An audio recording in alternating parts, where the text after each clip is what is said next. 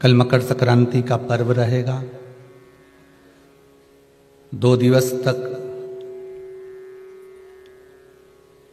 संपूर्ण भारत की भूमि पर, संपूर्ण विश्व में मकर संक्रांति महोत्सव मनाया जाएगा। अपने अपने घरों में रहकर लोग इस पावन उत्सव को खिचड़ी, लड्डू, तिल का, गुड़ और कुछ दान, और उसमें भी सबसे मूल दान है भगवान की भक्ति का दान, अर्थात भगवान के भजन का दान, स्मरण का दान। आप दान करो, मना नहीं है, परंतु ये प्लास्टिक की चाय की चलनी और आटा छानने की चलनी और प्लास्टिक के बर्तन और ये सब चीजें दान करना करो, आपका मन हो तो, हमारे की तरफ से कोई मना नहीं हो, पर सबसे बड़ा दान है भगवान के भक्ति का, भजन का दान, भगवान का भजन का दान। राम नाम, कृष्ण नाम, शिव नाम। प्रयास करिए मकर राशि के अंतर्गत जब सूर्य प्रवेश करे और आप जब मकर का स्नान करें और मकर संक्रांति पर्व का जब आप स्नान करें तो भगवान की अविरल भक्ति आपके भीतर समाहित हो। भगवान की अविरल भक्ति आपको प्राप्त हो और इस पवित्र भक्ति के बल पर, इस पवित्र भक्ति के बल पर हम भगवान की सुंदर आनंदमय स्वरूप को धारण कर सके। जितने आस्था पर सुन रहे हो, मोबाइल पर सुन रहे हो, बड़े सावधानी से सुनना। जब दुनिया के लोग आपकी तारीफ करें, समझ लेना भगवान आपसे बहुत दूर है, भगवान की कृपा नहीं आप पर। और जब तुम्हारी दुनिया बुराई करे, बदनामी करे, अपशब्द पर अपशब्द कहे, तब जान लेना कि मेरा भोलेनाथ, मेरा परमात्मा तुम्हारे साथ में है। क्यों? क्योंकि अच्छे समय में जब तुम विधायक की कुर्सी पर होते हो, सांसद की कुर्सी पर होते हो, जब तुम कोई अच्छे पद पर विराजमान होते हो, तुम अच्छी कुर्सी पर बैठे रहते हो, तुम्हारे पास में अध्यक्ष, उपाध्यक्ष या बड़े से बड़ा मिनिस्टर आदि का पद रहता है, तो जो तुम्हारे नहीं होते वो भी तुम्हारे हो जाते हैं। अच्छे समय पर जब दुनिया तारीफ कर रही हो, जब तो दुनिया तुम्हारी हो जाती है, पर जब तुम कुर्सी से नीचे उतर जाते हो, कोई तुमको नहीं पूछता, जगह जगह तुम्हें लोग थू थू करते हैं, अपशब्द कहते हैं, तब तुम्हारे साथ कोई दूसरा नहीं होता, तब मेरा देवाधिदेव महादेव होता है। वो गिरने नहीं देता, वो कहता कोई बात नहीं। यही तो हमें दिखाना था, अपने और पराये का भेद क्या होता है, अपने और पराये का भेद क्या होता है। दुख की घड़ी में परमात्मा हर पल, हर घड़ी, हर क्षण तुम्हारे साथ है।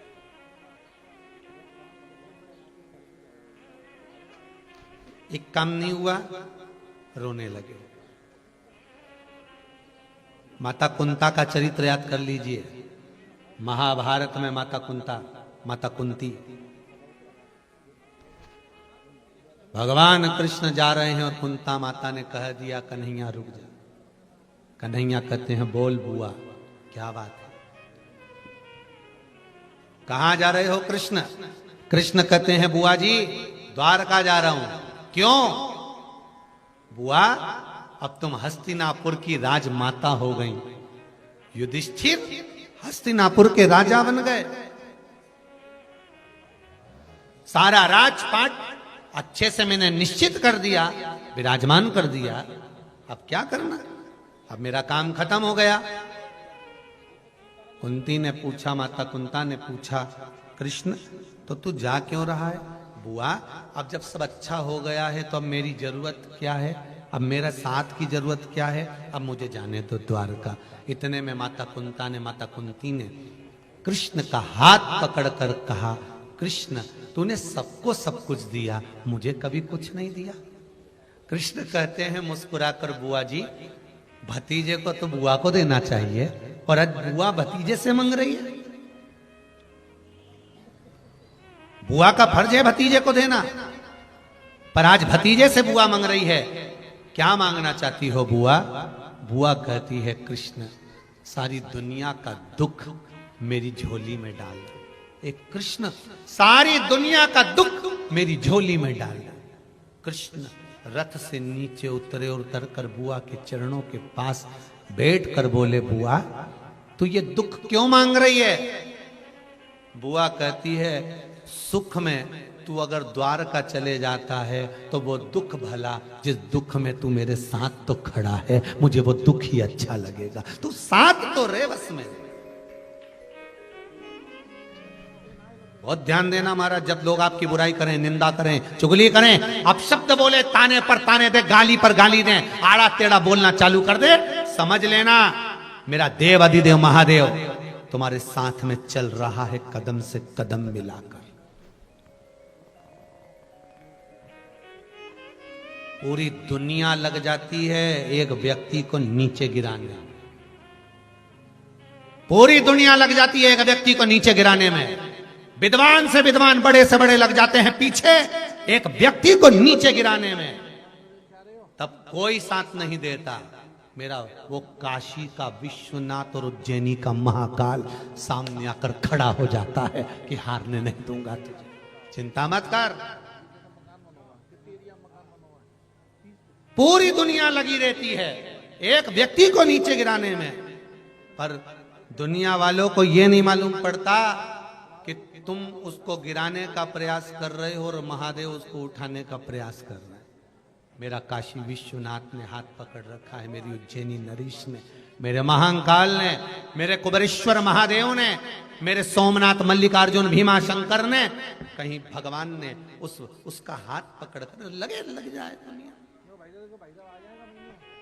दुख में परमात्मा साथ,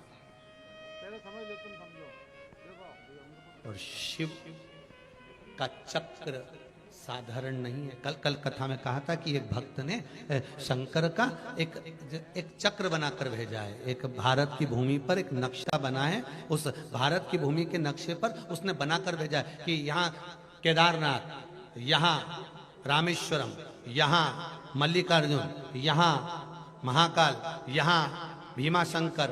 मैं चाहूंगा आस्था चैनल वालों से कि वो उसने बनाकर भेजा कि वहां से चक्र चालू हुआ, चलता चलता भारत की भूमि पे जिस जिस प्रदेश में जो जो भगवान विराजमान है वहां वहां उसने स्थान दिया, और स्थान देने के बाद में आखिरी में लाकर कुबेरेश्वर धाम पर उस बिंदु को छोड़ दिया कि कुबेरेश्वर धाम मध्य प्रदेश के उस मध्य में सीहोर के नजदीक में कहां विराजमान है, वो बिंदु पर लाकर छोड़ दिया कि यहाँ है ये कुबेरेश्वर धाम, अर्थात केंद्र पर लाकर छोड़ दिया कि 12 ज्योतिर्लिंग का मध्य कुबेरेश्वर धाम को मैं कहूंगा दर्शन कराएं एक बार टीवी पर, कि उस बच्चे ने जो बनाकर भेजा कि ये गुरुजी ये पूरा 12 ज्योतिर्लिंग और यहाँ है ये कुबेरेश्वर। मतलब शंकर ने निश्चित कर कर रखा था कि मुझे इस भूमि पर, इस जगह, इस स्थान पर मुझे बैठना है और दुनिया के दुख हरना है, ये शिव निश्चित कर चुके थे। उसमें ना तो कोई प्रदीप मिश्रा है और ना जितने आप, कोई नहीं, यहां तो बस शंकर को निश्चित करना था, शिव। और इसीलिए मैं आप सबको कहते हैं, हम तो बार बार कहते हैं, आप अगर 1 रुपया भी गौ माता को दिए हैं, 1 रुपया भी आपने अगर शिव मंदिर में लगाया है, कुबेर भंडारी में अगर आपका धन लगा है, तो हम तो कहेंगे ये शंकर ने निश्चित कर कर रखा था कि आपका धन इस जगह पर लगे और आपका जीवन सार्थक हो। कई भगवान शिव जोड़ कर रखे हैं, या शिव के सिवा कुछ भी नहीं। पहले भी कथा में कहा, कथा वाचने वाला शंकर, कथा सुनने वाला शंकर, और ये जजमान, चाहे गुप्ता परिवार हो, चाहे मंगल परिवार हो, चाहे शर्मा परिवार हो, ये यजमान भी यजमान नहीं, स्वयं शिव ही कथा करवा रहे हैं, स्वयं कोई दूसरा नहीं।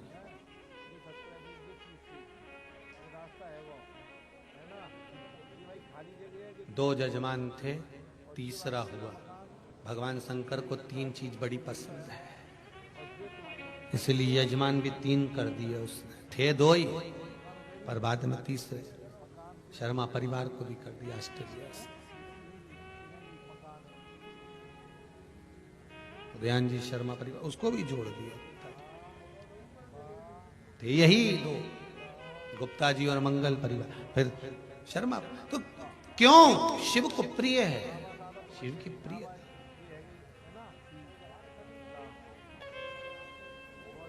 एक पत्थर, एक ईंट, एक कंकर रोड पर भी पड़ा होता है, और एक पत्थर, एक कंकर, एक ईंट मंदिर में भी पड़ी होती है। दोनों पत्थर को उठाओ और दोनों से पूछो एक बार, क्यों रे तू चौराहे पे पड़ा है और लोग पान खा के तुझ पे थूक रहे हैं, और तेरा ही भाई मंदिर में पड़ा है और लोग उसको नमन कर रहे हैं। पत्थर से पूछे कोई?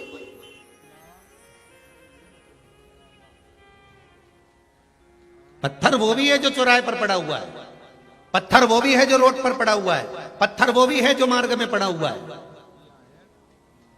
और एक पत्थर महाकाल की भूमि का, एक पत्थर काशी विश्वनाथ की भूमि का, एक पत्थर गंगा के घाट का, एक पत्थर नर्मदा जी के तट का, एक पत्थर कहीं कुबेरेश्वर भंडारी का। पत्थर वो भी है, पत्थर वो भी है, पत्थर ये भी है। दोनों पत्थर को उठाकर कोई पूछे इन पत्थरों से कि क्यों रे, एक तो तेरे पर लोग लात रख रहे हैं, थूक रहे हैं, गंदगी कर रहे हैं, और एक पत्थर पुजारा, कारण क्या है?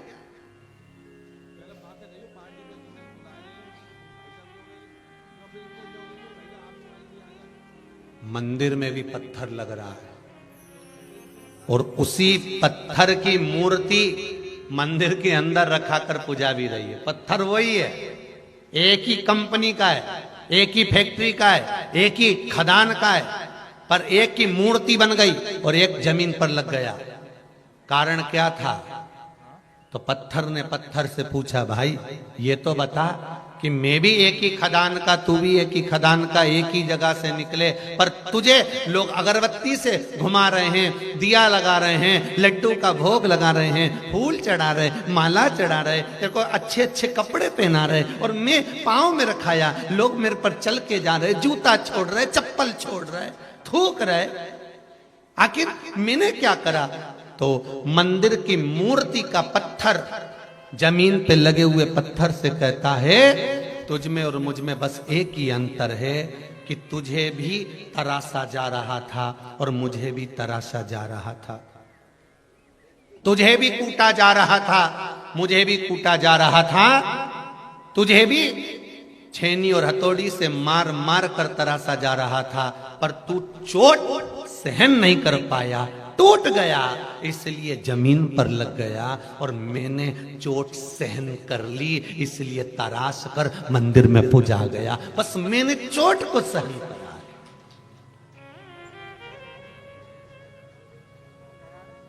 मैंने लोगों की गालियों को सहन करा, मैंने लोगों के अपशब्दों को सहन करा, मैंने लोगों के तानों को सहन करा।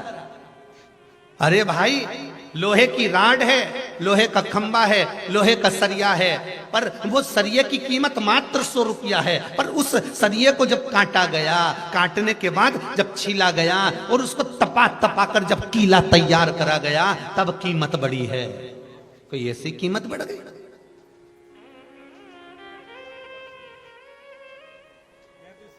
जो ऊंचे ऊंचे पद पर पहुंचे हैं, जो ऊंचे ऊंचे पद की ओर बढ़े हैं, कम से कम उनके पीछे का समय तो पूछो कि उन्होंने कितनी चोट को सहन करा होगा, कितने शब्दों को सुना होगा, कितनी गालियां सुनी होगी, कितने ताने सुने होंगे।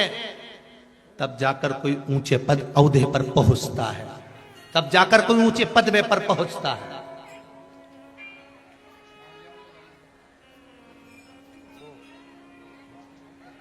और जिसने चोट को सहन कर लिया, बोला नहीं कुछ भी, लगाए जाओ, और वो पत्थर की मूर्ति बनाने में लगते हैं, घिस रहे पत्थर को हथौड़ियों से। वो बोला ही नहीं, वो पत्थर के मैं टूटूंगा ही नहीं, तू मारे जा, मैं नहीं टूटूंगा चाहे कुछ भी हो जाए। और कहे दुनिया के लोग आड़ा टेढ़ा बोलेंगे, शब्द पर शब्द कहेंगे, ताने पर ताने देंगे, आड़ा टेढ़ा बोलेंगे, तुम टूटो काहे को?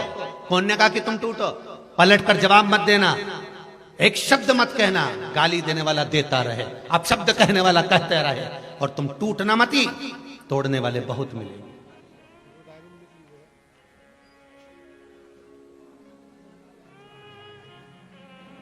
तोड़ने वाले ढेर मिलेंगे आपको, ढेर।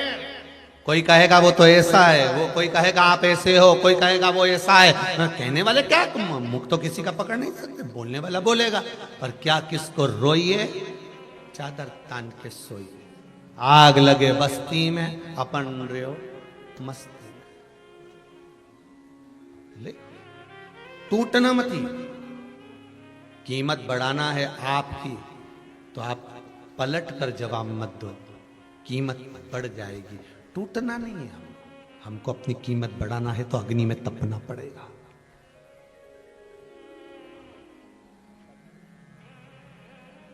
क्या मिलता है? देवऋषि नारद से पूछा गया। सत्संग श्रवण करा हुआ जो समय, ये दुनिया के लोग, कई लोग आपसे कहेंगे क्या रखा है कथा में, 3-3 घंटे तक बैठे रहते हो, टीवी के सामने पड़े रहते हो। अरे टीवी के सामने बैठे बैठे कथा सुनते रहते हो, बस वो सीवर वाला महाराज मिल गए और तुम मिल गए, बस मोबाइल पकड़ लिया मोबाइल और दिन भर यूट्यूब पर, फेसबुक पर बस बस बस वो सीवर वाला महाराज कथा सुनते रहो, और बचा कुचा तो टीवी पे आस्था पे सुनते रहो। क्या क्या रखा है कथा में?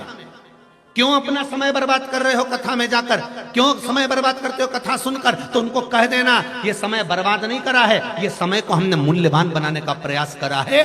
हाँ, अब उससे पूछो कि तू बोल रहा है कि कथा मत सुनो तो हम क्या करें, वो भी बता दे, वो भी तो बताओ करना क्या है। तो क्या घर में काम करो तो कराना, रोटी बनाई, पानी भरा, मटका मांजा और भांडा मांजा, झाड़ू लगाई, ये सब तो करा। तो क्यों और भी काम पड़ा है? ठंड पड़ रही है, सिलाई लेके बैठ जाओ, ऊन का स्वेटर और बोल क्या करे? तो क्या स्वेटर तो घना पड़ा है मेरा बनाया हुआ, मैंने खूब बना लिया, और बोल क्या करना? तू बता दे जो करूं मैं, बोल।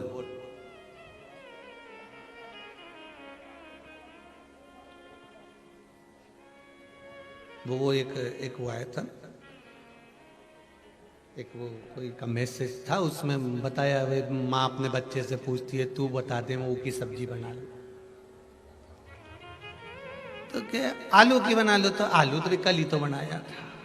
तो तू बोले सो मैं बना दूं, तो क्या बैंगन की बना, बैंगन तो इस सड़ा हुआ ही दिया है। तू बोले सो मैं बना दूं, तो क्या लौकी बना, लौकी थारा पिताजी के नहीं भाई। तो तू बोले सो मैं बना लूं, तो क्या गोभी बना लो, गोभी में कीड़ा पड़ी दिया है। तो तू बोले सो मैं बना लूं, तो क्या टिंडा बना लो, टिंडा तो रिया पर ये सब बैठाया सा रिया, खाने में मजा नहीं आया, स्वाद नहीं आया, भी कटी। तू बोले सो मैं बना लूं, तो क्या भिंडी बना लो, तो क्या भिंडी तो बना लूं, मैं कीड़ा बहुत रेसा ही दिया, भिंडी भी कड़ली हो गई, नरम भिंडी रहे तो बनाने में मजा। तू बोले सो मैं बना लूं, तो छोरा बोला हमारा भाटा बना ही ले तू तो रहते, अब कहीं करो तू।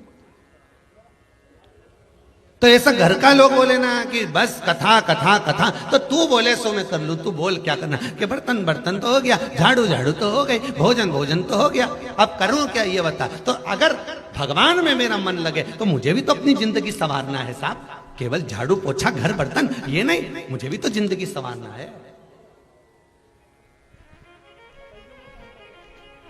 मुझे भी तो अपना जीवन संवारना है। करूंगी घर का सारा काम, परिवार भी संभाल लूंगी, बच्चे भी संभाल लूंगी, पर मुझे टोकना मती, मुझे रोकना मती। मीरा ने भी अपनी जिंदगी संवार ली थी, ऐसी मैं भी शंकर की भजन कर कर अपने जीवन को संवार लूं, और कुछ भी नहीं चाहिए, केवल भजन कर। महाराज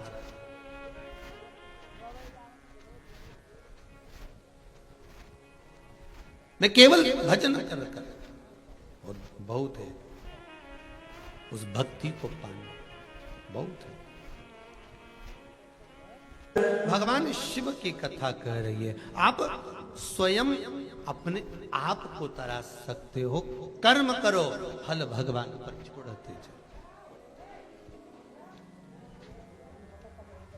अरे तेरा ही दिया मैंने खाया पिया है, तेरा शुक्रिया है, तेरा शुक्रिया। भगवान पर छोड़ दो, संपूर्ण जितना भाव है आप छोड़ते चले। एक पत्र सुंदर भाव लिखा, देखिए बड़े अच्छी राइटिंग में लिखा हो, नीला पीला लाल हरा गुलाबी सब पे। मोनिका राठौर, अन्नपूर्णा राठौर, बर्णनागर से हैं, इन्होंने लिखा है, गुरुदेव पिताजी का स्वास्थ्य एकदम खराब हो गया,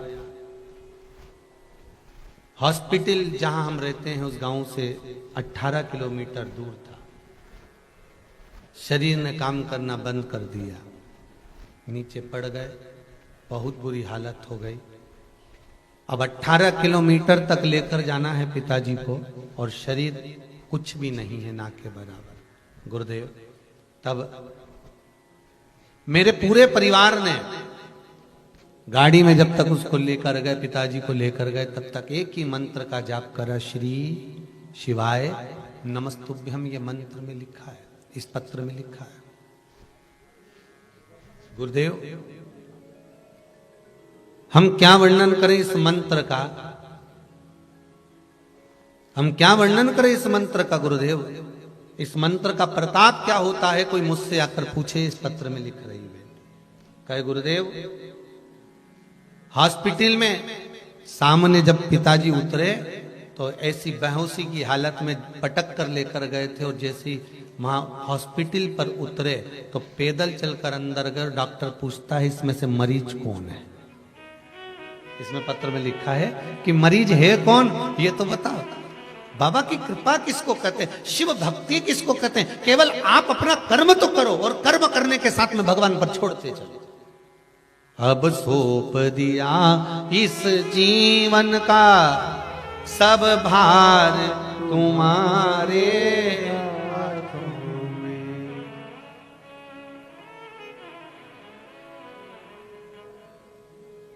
ये मन तुम्हारा है, ये समर्पण हमारा, बस हमारा समर्पण और मन तुम्हारा। अब दे दिया,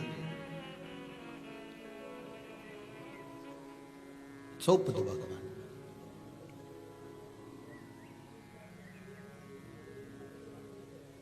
कल कथा में शंकर और पार्वती का विवाह हुआ।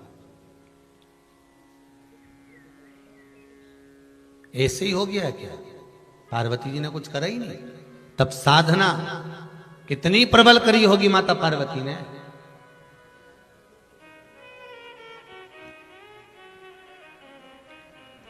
कितनी तप साधना प्रबल करी होगी, जरा विचार करिएगा।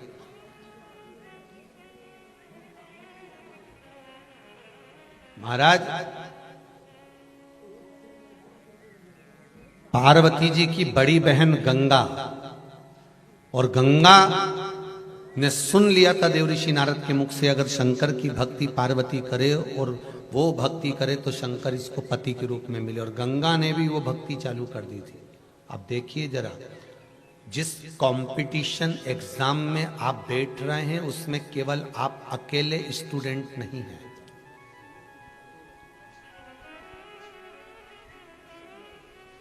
केवल आप अकेले नहीं हैं, एक नौकरी है, एक सर्विस, और फॉर्म कितनों ने भरा है, जरा ध्यान लगाइए। आप लोगों को तो अंदाजा होगा, एक नौकरी के लिए 2000 नौकरी के लिए 200 नौकरी के लिए 50,000 1-2 लाख फॉर्म आते हैं। एक नौकरी के लिए हजारों फॉर्म जुटते हैं महाराज जी, एक नौकरी के लिए।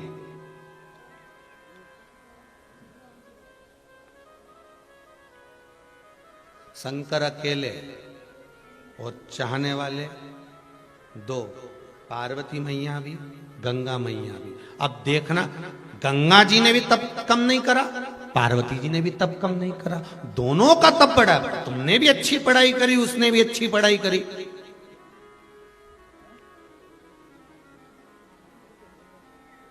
तुम भी ना जाने कितनी कोचिंग करे, उसने भी ना जाने कितनी कोचिंग करी। अच्छा, कोचिंग तो एक ही टीचर के पास करी, पार्वती जी और गंगा जी ने। टीचर का नाम नारद जी। कोचिंग एक ही क्लास में, टीचर एक ही था।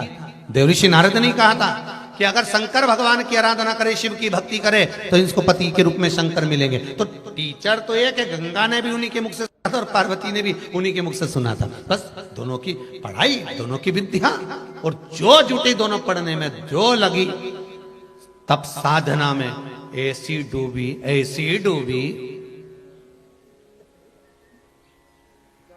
पर पार्वती जी ने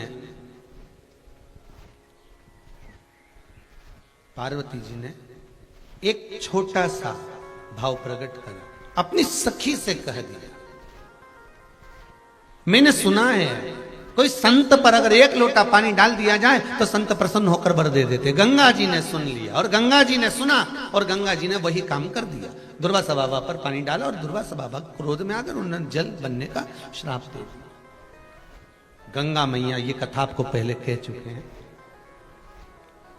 अपने को इस कथा के माध्यम से उस कुंड तक पहुंचना है जिस कुंड के पास गंगा जी का जल जाता है तो कुंड का पानी उछल जाता है। अपने को उस कुंड तक पहुंचना है इस कथा से कि भारत की भूमि पर वो कौन सा कुंड है जिस कुंड के पास में गंगा जी का जल जाता है और कुंड का पानी उछल जाता है।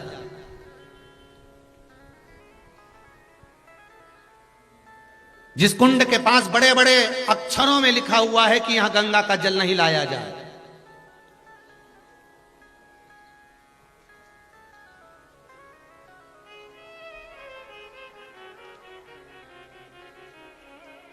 यह गंगा का जल ना लाया जाए। अगर गंगा का जल आएगा तो कुंड का पानी उछल जाएगा। हमें इस कथा के माध्यम से, यहां तक कथा तो अपन ने सुनी कि पानी और गंगा मैया महाराज क्रोध में आ गई। गंगा ने हाथ में जल लिया और जल लेकर गंगा पार्वती पर छोड़ने वाली थी कि तूने मुझे पानी बनने का श्राप दिया है, जल बनने का श्राप दिया है, मैं तुझे जल देता। शिव जी ने कहा गंगा मत कर ऐसा, गंगा तू ये मत कर।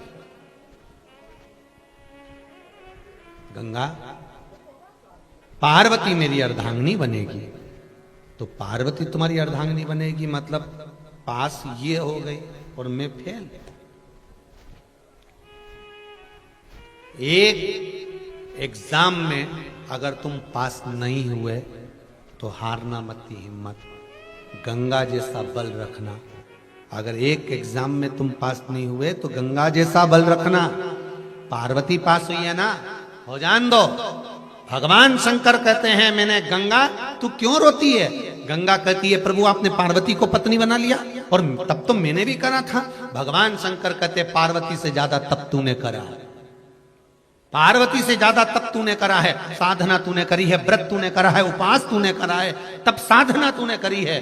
पर सुन, पार्वती को मैं अपने पास में बिठा सकता हूं पर तेरी तप साधना के बल पर मैं तुझे पास नहीं बिठाना चाहता, अपने सिर पर बिठाना चाहता हूं। इसलिए मैं तुझे अपने मस्तक पर रखूंगा गंगा, तुझे अपने मस्तक पर रखूंगा तेरी तप साधना के कारण, तेरे बल के कारण। अगर एक एग्जाम में पास नहीं हुए, एक एग्जाम में कोई दूसरा पास हो गया और तुम्हें लगा कि बताओ अब लोगों के मन में भाव उत्पन्न हो जाता है, एग्जाम में वो पास हो गया, उसने पैसा ज्यादा दे दिया होगा, उसने कहीं कुछ कर दिया होगा, ऐसा कर दिया होगा, वैसा कर दिया होगा। हमें नहीं सोचना, हमें तो ये सोचना है कि भगवान ने हमारे को पास क्यों नहीं करा। मतलब भगवान चाहता है कि इससे जोरदार तेरे लिए छाट कर रखा है। पार्वती तो पास में बैठेगी पर गंगा तू मस्तक पर बैठेगी। कुछ भगवान अच्छा चाहता है।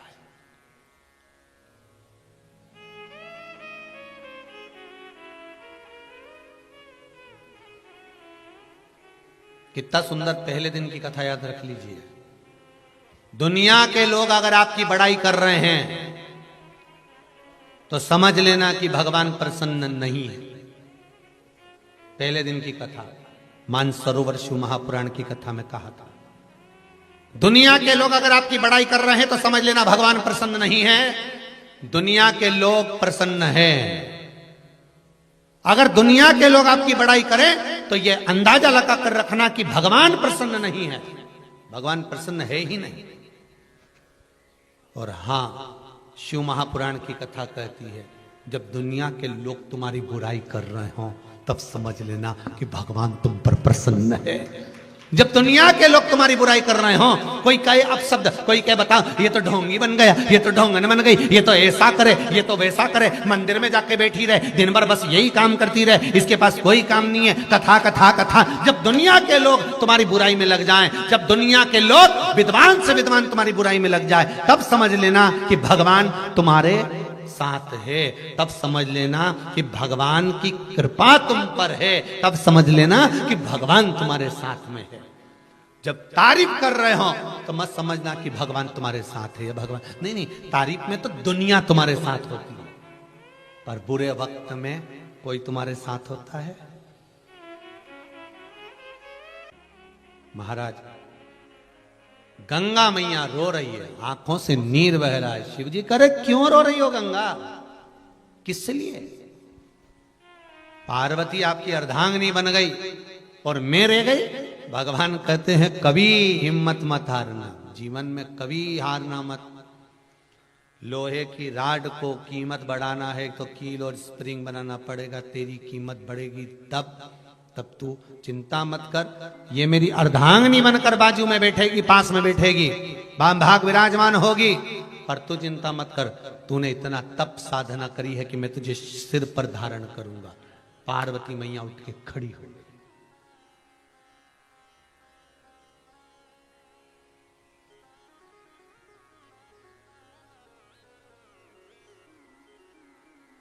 पार्वती मैया उठकर खड़ी, और जैसे ही पार्वती मैया उठकर खड़ी हुई, शिवजी ने पूछा पार्वती हुआ क्या, क्या हुआ तुमको पार्वती? पार्वती जी कहती है महाराज आप गंगा को सिर पर बिठाओगे? शिव कहते हैं उसकी तप साधना आपकी तप साधना से ज्यादा है। अगर कोई अच्छा पद आपको प्राप्त हुआ है, अगर आप मथुरा, वृंदावन, गोकुल, बरसाना, काशी, उज्जैनी, ओमकारेश्वर, भीमाशंकर, केदारेश्वर, अगर आप पूरे घर के लोग साथ रह रहे हैं, 4 भाई का, 5 भाई का परिवार, 6 भाई का परिवार, 8 भाई का परिवार, 10 भाई का परिवार है, और परिवार में से अगर एक व्यक्ति नर्मदा नहाने जा रहा है, एक व्यक्ति गंगा नहाने जा रहा है, एक व्यक्ति अगर कहीं तीर्थ जा रहा है, तो ये उसके पूर्व का पुण्य है, पूर्व का पुण्य है।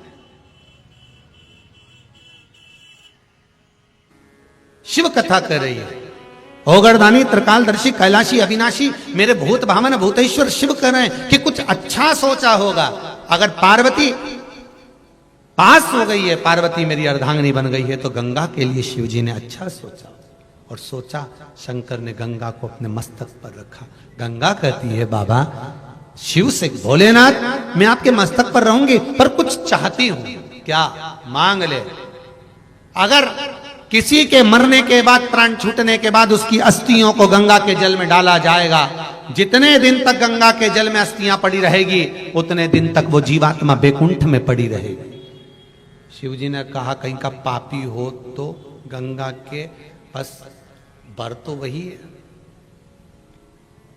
पापी हो तो भी अगर गंगा के जल में अस्थियां गई है तो उसको मुक्ति मिलना चाहिए।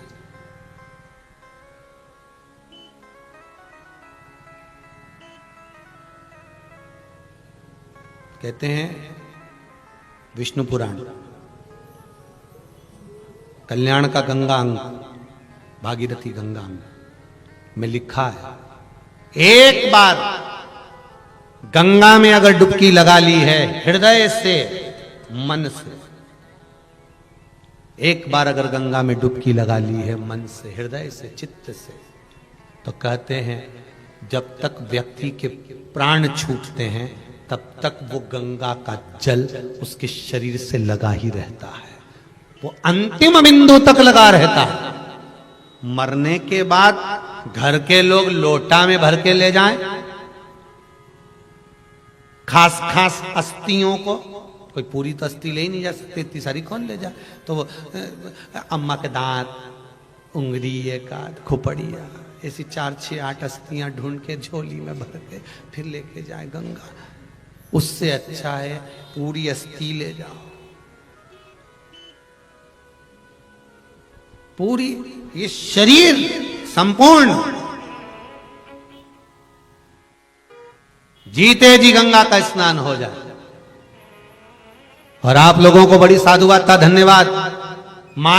ये मानसरोवर शिव महापुराण की कथा सुन रहे हो, मानसरोवर शिव पुराण की कथा है। इस साधारण मानसरोवर में तो वहां चीन पहुंचोगे कब नहाओगे, पर यह पक्का है कि मानसरोवर शिव महापुराण की कथा सुन रहे हो। जिन जिन कुंडों का, जिन जिन नदियों का, जिन जिन तालाबों का, जिन जिन सरोवरों का नाम लिया जा रहा है, समझ लो उस सरोवर में तुम स्नान कर रहे हो बैठकर, और पूरा मकर का स्नान आप उसी सरोवर में करते जा रहे हो। मकर संक्रांति तुम्हारी 4-5 दिन से चालू हो गई। वैसे तो 5 दिन पहले से तुमने लड्डू खाना भी चालू कर दिया होगा, ऐसा नहीं कि मकर संक्रांति पे ही खाओगे। दिल्ली की गजक तो ना जाने कितनी बार निपटा गए अभी तक। तो ये तुम वो चालू हो गया स्नान मकर का। अब जितने लोग भी आस्था चैनल पर कथा सुन रहे हो, मोबाइल पर सुन रहे हो, तो वो भी कह सकते हैं। कोई पूछे क्यों कहां गई थी, तो कहना आज गंगा नहा रही थी। इससे पहले कुंडेश्वर महादेव, उसके पहले धनवंतरी को, फिर ज्ञानवापी के दिन आज खूब नहाई सा गंगा, सिर पर मस्तक पर शिवजी के बैठी। पार्वती को क्रोध आ गया, क्रोध आया, और पार्वती मैया क्रोध में आकर आंख से अश्रु गिराती हुई फिर तप में लीन हो, फिर तप साधना करने लगी। अब जैसी तप साधना में डूबी, जैसी तप साधना में डूबती हैं, हिमालय बाबा का आगमन हुआ। हिमालय राज जी, हिमालय राज ने आकर कहा बेटी चलो घर चलो, मैं वचन देता हूं आपका विवाह मैं शिवजी से करा दूंगा, चलो मेरे साथ घर। चलिए।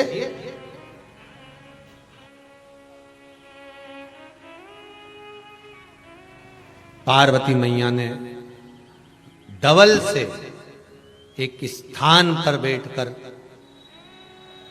जब तप किया, पार्वती के उस तप करने से शरीर से बिंदु प्रकट हुआ, उस बिंदु से एक कुंड प्रकट हुआ जिसका नाम गौरी कुंड हुआ। कौन सा कुंड है? गौरी कुंड।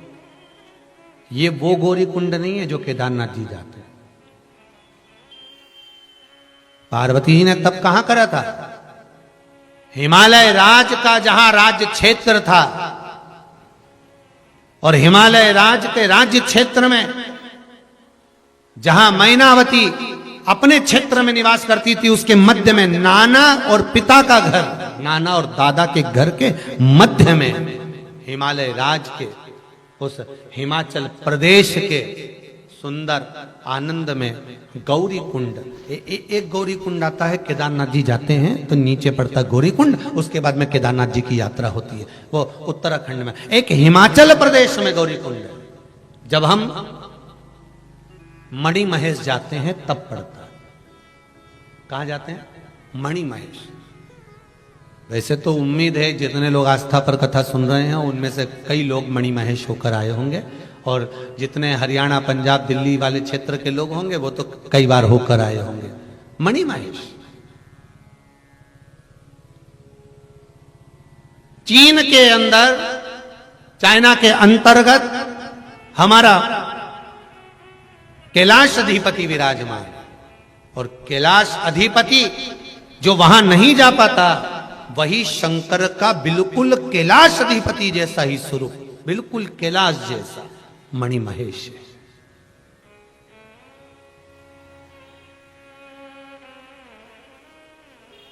जहां पर भगवान शंकर ने पार्वती जी को और गंगा को समझाया है। देखो, पार्वती मैया और गंगा जी को जहां पर भगवान शिव प्रकट होकर समझा रहे हैं कि मैंने तुम्हें वर दिया कि तुम मेरे बाजू में विराजमान होगी, तुम मेरी अर्धांगिनी बनोगी, और गंगा तुम मेरे मस्तक पर। जहां दोनों को समझाया गया पर एक रुष्ट हो गई, वो पार्वती वापिस तप करने बैठे, वो गौरी कुंड है।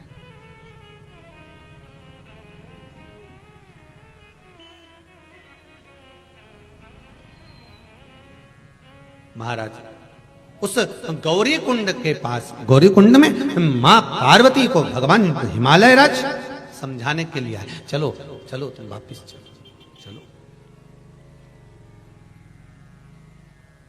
एक गौरी कुंड वहां भी है केदारनाथ जी के पास, उसका भी महत्व है महाराज जी।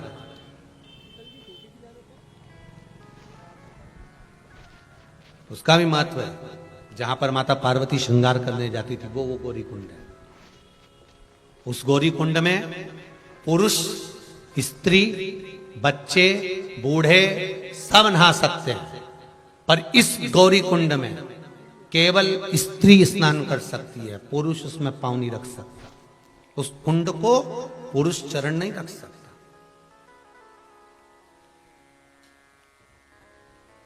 जो मणि महेश के पास में गौरी कुंड है, जहां से मणि महेश मात्र 1 किलोमीटर 6 किलोमीटर की दूरी पर 1 या 5 किलोमीटर के अंतर्गत मणि महेश रह जाते होंगे वहां से, ज्यादा से ज्यादा।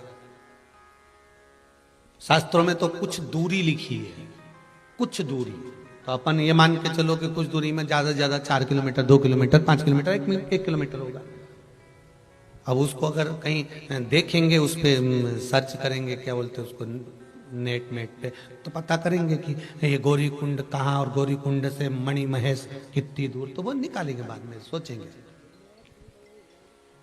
पर पुराणों के अनुसार गौरी कुंड से कुछ दूरी पर मणि महेश, अर्थात भगवान शिव उनको समझा रहे।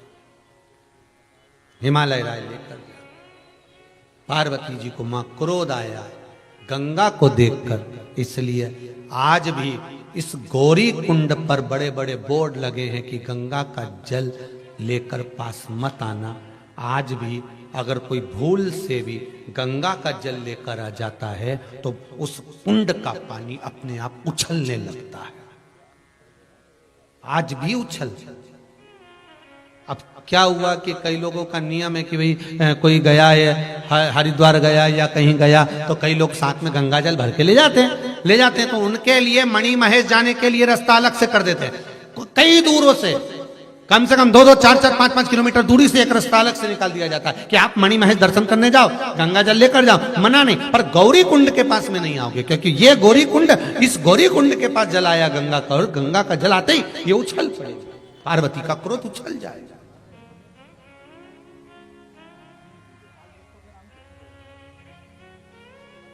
इस कुंड में कोई पुरुष पांव नहीं रख सकता। इस कुंड में केवल स्त्री ही स्नान करती है, नारी ही स्नान